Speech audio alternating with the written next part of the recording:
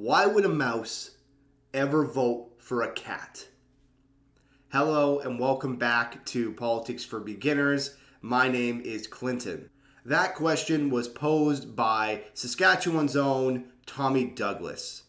Tommy Douglas is known in Canadian history as being the father of Medicare and the founder of the CCF, one of Canada's leading socialist parties that became the NDP. Tommy Douglas was a very inspirational speaker and would regularly hold talks around the 1940s, 1950s, and 1960s.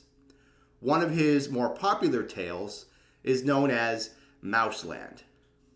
Mouseland tells the story of a colony of mice. And it's pretty nice to be a mouse in Mouseland, except for the fact that the two ruling parties happen to be the party of black cats and the party of white cats.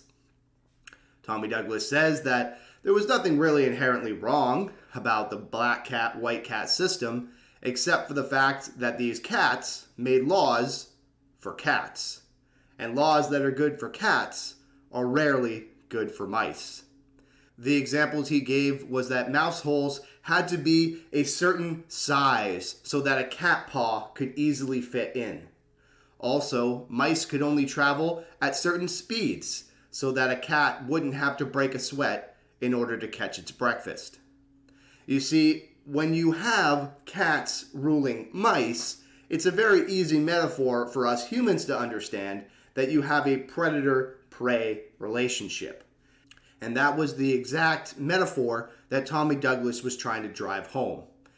He was drawing comparisons to the political elite of the time acting like fat cats and not taking into consideration the views of the common people.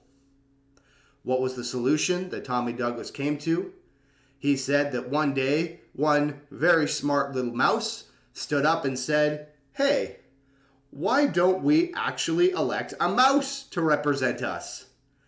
Jokingly, Tommy Douglas ended off his story by saying, "And they called him a socialist, communist, Bolshevik, and locked him in jail. However, you can chain men, but you cannot chain ideas." It's a very powerful speech. Recently, they actually did a whole little animated show about it. So if you give it a Google, Tommy Douglas, Mouseland, you can watch the whole thing. That's just kind of my short rendition. For me, it speaks to a very powerful political concept today that is populism. The idea that the political class should be of the people, by the people. If we have a society of mice, they should be ruled by mice. And it is almost laughable that they would be ruled by cats. This is a very populist idea.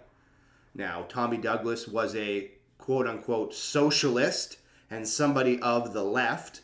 We're going to be talking about that in our next video coming up tomorrow, so stay tuned.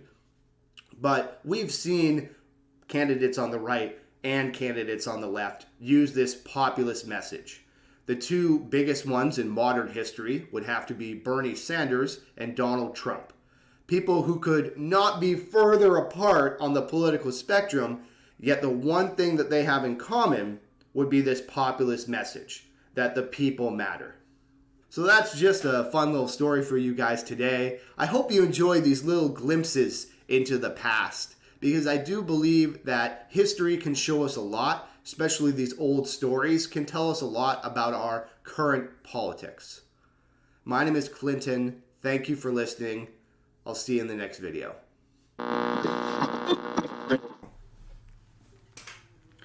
Would you hunt mice? Or would you be a good ruler? Would you be a good ruler? Huh? I think she's off to hunt mice.